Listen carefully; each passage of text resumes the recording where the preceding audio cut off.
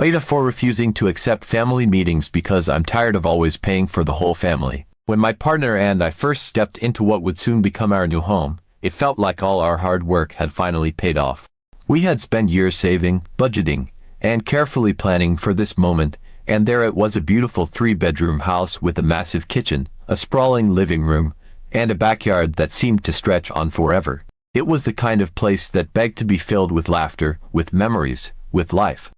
We had always dreamed of a space like this, where we could host gatherings, bring our families together, and maybe even establish new traditions. We don't have kids, and we don't plan to, so our home was ours to mold, to create whatever life we wanted within its walls.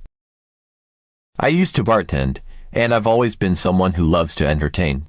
There's something about bringing people together, about crafting the perfect cocktail or meal, that brings me joy. So, when Thanksgiving approached last year, it seemed only natural that I would volunteer to host. It was the first major holiday in our new home, and I wanted it to be special. I imagined our family gathered around the table, the house filled with the scent of roasting turkey and freshly baked pies, the sounds of laughter and clinking glasses echoing through the halls. It was a picture-perfect vision, and I was determined to bring it to life. When the day finally arrived, our home was transformed into a warm, inviting haven. The kitchen was a flurry of activity as I juggled multiple dishes, timing everything perfectly so that it would all come together just in time for dinner. The living room was set up with a cozy seating arrangement, and I had even put together a small bar area where I could mix drinks for our guests. The table was laid out with our best china, the centerpiece a beautiful arrangement of fall flowers that I had painstakingly chosen. As our family started to arrive, I could feel the excitement building. They marveled at the house, complimenting us on how we had made it our own. The compliments flowed just as freely as the wine and cocktails, and I found myself slipping back into my old bartending persona, crafting drinks with a flourish and making sure everyone was taken care of. Dinner was a success, the food was delicious, and the conversation was lively. There was laughter, there were stories, and there was that unmistakable feeling of togetherness that makes holidays like Thanksgiving so special. By the end of the night, as the last of our guests said their goodbyes and the house grew quiet, I felt a deep sense of satisfaction. Hosting Thanksgiving had been everything I had hoped for and more. It was a lot of work, but it was worth it to see everyone so happy, to know that I had created a memorable experience for my family.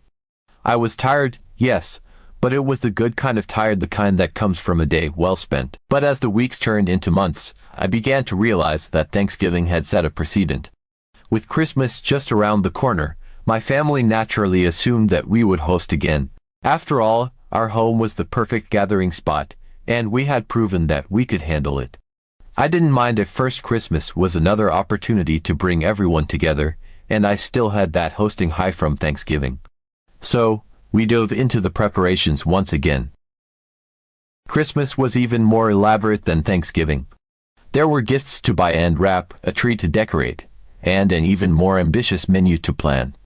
I spent days baking cookies, making candy, and preparing a feast that would make even Santa jealous. We hosted a Christmas Eve dinner and a Christmas Day brunch, and once again, our home was filled with the warmth and joy of the season.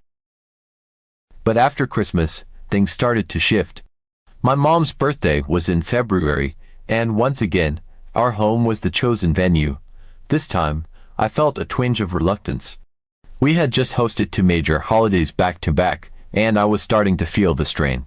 But I pushed those feelings aside and threw myself into planning her birthday celebration.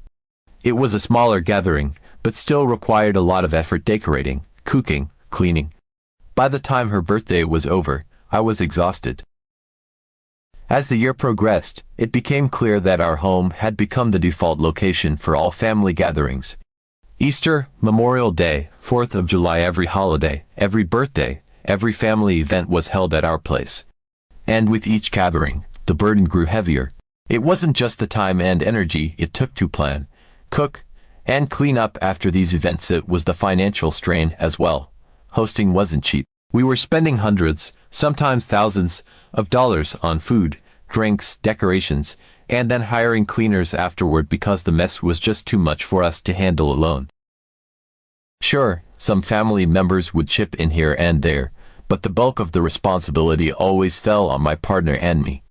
And while everyone else got to relax and enjoy the gatherings, I was constantly on my feet, making sure everything ran smoothly. I was the one who was up at dawn, starting the prep work, and the last one to go to bed, after the house was finally quiet and the last dish was washed. My partner helped where he could, but I knew he was starting to feel the strain too. Our weekends were consumed by these events, leaving little time for us to enjoy our own space, to unwind, to do the things we loved. The financial burden also started to weigh heavily on us. Yes, we both earn well, but that doesn't mean we want to spend a significant portion of our income on hosting duties. We have our own goals and dreams, saving for retirement, traveling, maybe even starting a small side business, and spending so much on these gatherings was starting to feel like a drain on our resources. But more than that, it was the time we could have spent together, exploring new places, trying new things, or just enjoying a quiet weekend at home, time that was now being consumed by the never-ending cycle of family gatherings. The final straw came as Thanksgiving started to approach again this year. The memories of last year's holiday were still fresh in my mind, the excitement, the joy, the satisfaction. But this time, instead of feeling eager to host, I felt a deep sense of dread. I couldn't do it anymore, not like this. The thought of going through all that effort again, of spending weeks planning, cooking, and cleaning, only to have our home invaded by the chaos of another family gathering, it was too much. One Sunday afternoon, I decided to talk to them about it during a family video call. It had become a tradition for us to check in with each other every weekend, to catch up on life, and to plan for upcoming events. My mom, my siblings, a couple of cousins, they were all there, laughing and chatting as we went over the details for Thanksgiving. "So, we'll be at your place again, right?"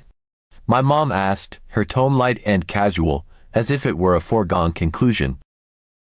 I took a deep breath, steeling myself for what I was about to say. "Actually, I wanted to talk to you all about that," I began, my voice a bit shaky. "We've been hosting a lot of gatherings this past year: Thanksgiving, Christmas, Mom's birthday, Easter, Memorial Day, 4th of July. It's been wonderful having everyone over, but it's starting to become a bit overwhelming for us." There was a pause, a brief silence on the other end of the line as my words hung in the air. I could see the puzzled expressions on their faces, the slight furrow of brows as they processed what I was saying. "What do you mean?" my mom finally asked, her voice tinged with confusion. "I mean, it's a lot of work to host all these events," I explained, trying to keep my tone calm and even. "The planning, the cooking, the cleaning, it's really starting to take a toll on us. And financially, it's a big strain too. We're spending a lot of money on food, drinks, decorations, and then we have to hire cleaners afterward because it's just too much for us to handle on our own." I paused, hoping that they would understand, that they would see where I was coming from. But instead of sympathy or understanding, what I got was laughter. "You're joking, right?" my brother chuckled, shaking his head. "You've got the biggest house out of all of us. It's perfect for a family holiday. What's a little work compared to that?"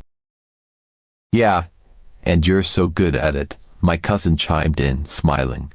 "Everything always turns out amazing when you host. We all look forward to it." I felt my heart sink. They weren't taking me seriously. They thought I was exaggerating, that I was making a big deal out of nothing. I glanced over at my partner, who gave me a reassuring nod, silently encouraging me to stand my ground. "It's not just a little work," I insisted, my voice firming up. "It's a lot of work. And it's not just the time and effort, it's the cost too. We've been spending hundreds, sometimes thousands, of dollars on these gatherings. We love having you all over, but we need a break. We can't keep doing this for every holiday, every birthday. It's too much." Again, there was that awkward silence. I could see the confusion turning into irritation on their faces, as if they couldn't quite comprehend why I was making this an issue. My mom finally spoke up, her tone less jovial and more serious. "Honey, I understand it's a lot of work, but we're family. We help each other out. And you and your partner don't have kids, so it's easier for you. The rest of us have our own challenges, you know." I felt a flash of frustration at her words. Yes, we don't have kids, but that didn't mean our time and energy were any less valuable. It didn't mean we were free to be the default hosts for every single event, but I could see where this was going. My family had convinced themselves that our circumstances made us the best candidates to host, and they weren't going to let go of that belief easily. I know everyone has their own challenges, I said, trying to keep my voice steady. But that doesn't mean we can keep doing this alone. That's why I'm suggesting we rotate hosting duties. That way, everyone shares the load, and no one has to carry it all by themselves. Or, if that's too complicated, we could meet at a restaurant or a rented space. That way, we can still be together without putting all the pressure on one household. My brother rolled his eyes. Come on, we all know it's easier at your place. You've got the space, the kitchen, the setup. Why make it more complicated than it needs to be? Yeah, and eating out isn't the same, my cousin added. It doesn't have the same feeling, you know, it's not as personal. I was starting to feel like I was banging my head against a wall. No matter how I tried to explain it, they weren't willing to see things from my perspective. It was as if they had already made up their minds that hosting was my responsibility, and any attempt to change that was just me being difficult. The tension in the air was thick after that conversation. My family had made it clear that they weren't thrilled with the idea of rotating hosting duties, and despite my best efforts to explain how overwhelmed we were, it seemed like they still didn't fully grasp just how much work went into hosting every single holiday and gathering. I was mentally and emotionally drained, and I knew that my partner felt the same way. Yet, even after all that, I could tell that they weren't going to let this go. The unspoken expectation lingered, heavy and oppressive, like a dark cloud hanging over us.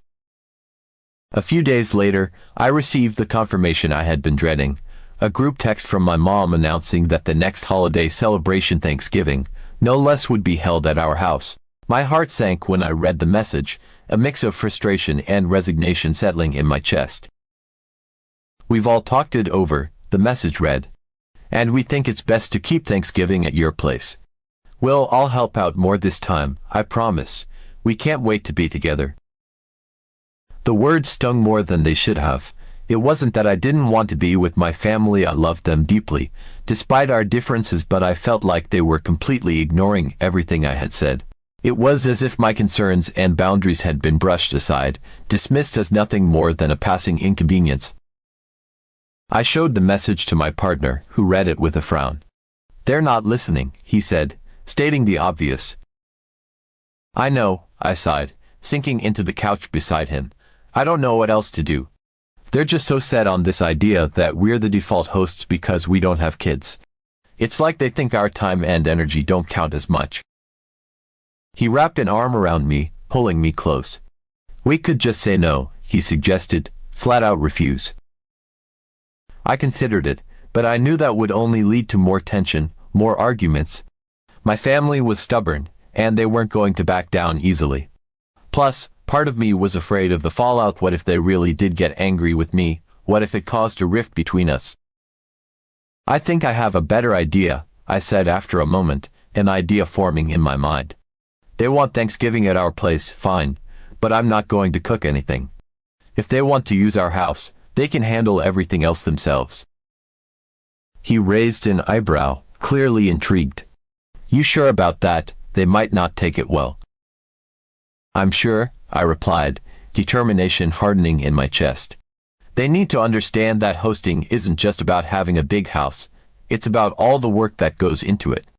Maybe if they see what it's like to show up and have nothing prepared, they'll finally get it. And so, that was the plan. I would host Thanksgiving, but I wouldn't lift a finger to prepare anything. No cleaning, no cooking, no setting the table. It was a risky move, but I felt like it was the only way to make my point. I needed to show them that hosting wasn't as effortless as they seemed to think. The days leading up to Thanksgiving were filled with a strange mix of anticipation and anxiety. My family continued to send messages, casually asking if I needed help with anything or if I had planned out the menu yet. Each time, I responded with vague, non-committal answers, doing my best to deflect their questions. It was clear that they assumed everything would be just like it always was, an elaborate feast, a beautifully decorated home, and all the trimmings that made our gatherings so special. But I wasn't budging. I refused to get caught up in the same old routine. This year, they were going to learn what it felt like to take things for granted. Thanksgiving morning arrived, and for the first time in years, I woke up without the usual sense of dread. There was no rush to get the turkey in the oven, no frantic scramble to prepare side dishes, no stress over setting the table just right. I felt oddly calm, knowing that I had done exactly what I said I would do: nothing. My partner and I spent the morning lounging around the house, enjoying the peace and quiet. We made ourselves a simple breakfast, watched some TV, and even went for a walk. It felt almost surreal, like we were getting a glimpse of what a truly relaxing holiday could be like. By the time my family started arriving in the early afternoon, I could see the confusion on their faces. They walked in, expecting to be greeted by the usual warm, inviting smells of Thanksgiving dinner, but instead, they were met with nothing. The kitchen was quiet, the dining room table was bare, and there wasn't a single dish in sight. Where's the food?" my brother asked, looking around as if he had missed something obvious. I gave him a casual shrug. I didn't make anything. He stared at me, clearly waiting for the punchline. "What do you mean you didn't make anything? It's Thanksgiving." "I know," I replied, keeping my tone as neutral as possible. "But I told you I needed a break, so I didn't cook." The realization began to dawn on the rest of my family as they took in the scene. My mom looked particularly flustered, her eyes darting around the room, as if trying to figure out how this had all gone so wrong. "Honey, you were joking, right?" she asked, her voice tinged with disbelief. "You didn't make anything at all." "Nope," I said, shaking my head. "I meant what I said. If you all want to use our house, that's fine. But I'm not cooking this year. I needed a break, remember?" There was a stunned silence as they processed what I had just said. My brother exchanged a look with my cousin, and I could see the frustration building in his eyes. "So, what are we supposed to do now?" he asked, his voice rising with irritation. "We've got no food, no nothing. How are we supposed to have Thanksgiving?" I could feel the tension thickening in the room, but I refused to back down. "I don't know," I said, crossing my arms. "But I'm sure you'll figure something out. There's a grocery store down the street if you want to pick up some supplies, or you could order takeout. Whatever works for you." My mom looked like she was on the verge of tears, clearly overwhelmed by the situation. "I can't believe this," she muttered, shaking her head. "This isn't like you. You've always been the one to bring us all together." I felt a pang of guilt at her words, but I pushed it aside. I knew that if I caved now, nothing would ever change. My family needed to understand that they couldn't keep expecting me to shoulder all the responsibility without any consideration for how it affected me. "I'm sorry if this is upsetting," I said, my voice softening slightly, "but I needed to do this. I needed you all to see what it's like when I'm not the one taking care of everything." There was a long, uncomfortable pause as my family absorbed my words. Finally, my brother let out an exasperated sigh. "Fine," he said, clearly annoyed. "Let's just go get some food. We'll figure it out." The next hour was a chaotic scramble as my family piled into their cars and headed to the grocery store. They returned with bags of pre-made dishes, rotisserie chickens, and whatever else they could find on such short notice. It was a far cry from our usual elaborate spread, but it was better than nothing. As they rushed to throw everything together, I watched from the sidelines, feeling a strange mix of satisfaction and sadness. Part of me was relieved that I had finally taken a stand, that I had forced them to see what it was like to be in my shoes, but another part of me felt a deep sense of loss. This wasn't the Thanksgiving I had envisioned, and it wasn't the holiday I wanted for my family. When everything was finally ready, we all sat down to eat. The mood was tense, the atmosphere heavy with unspoken frustration. The food was decent, but it lacked the warmth and care that usually went into our meals. My family ate in relative silence, clearly still processing what had happened. After dinner, as we were cleaning up, my mom pulled me aside. She looked tired, her expression a mix of disappointment and concern. "I'm sorry," she said, her voice soft. "I didn't realize how much pressure we were putting on you. We've gotten so used to you being the one to handle everything. I guess we took it for granted. I felt a lump form in my throat at her words, but I managed to keep my emotions in check. I know, Mom, I replied. But I couldn't keep doing it all by myself. I needed you all to see that. She nodded, her eyes filled with a mixture of understanding and regret. We'll figure something out for next time, she said. But I hope next time you won't do this again. It was really hard on everyone. Next time, we need to have a real conversation about how we're going to handle these gatherings, I said, my voice firm. I'm not going to go back to the way things were. If we're going to keep celebrating together, we all need to share the responsibility. Otherwise, I'm not hosting again. Not like this. She looked at me for a long moment, as if searching for something in my expression. Finally, she sighed and gave a small nod. Okay, she said quietly. We'll talk about it. As we finished cleaning up and everyone started to leave, I felt a strange sense of relief wash over me. It hadn't been the perfect solution, but it was a start. My family had been forced to confront the reality of what hosting meant, and while they hadn't fully accepted it yet, I knew that I had made my point. The next few weeks were filled with a strange tension. My family was clearly still processing what had happened, and I could sense that they were trying to figure out how to move forward. I received a few messages here and there, tentative offers to host future gatherings or suggestions to meet at a neutral location. It wasn't perfect, but it was progress. As the next holiday approached, I braced myself for the inevitable conversation. I knew my family would be looking to me for answers, for guidance on what to do next, but this time, I was ready. I had learned that sometimes, in order to make a change, you had to be willing to stand your ground even if it meant disappointing the people you love. When the text finally came, asking what the plan was for the holiday, I took a deep breath and replied, "Let's talk. We need to figure out a new plan, together." So here I am, caught between the desire to please my family and the need to protect my own well-being. AITA for refusing to host family gatherings anymore. For wanting to share the load, to reclaim our time and our space. It's a difficult position to be in, and I never thought it would come to this.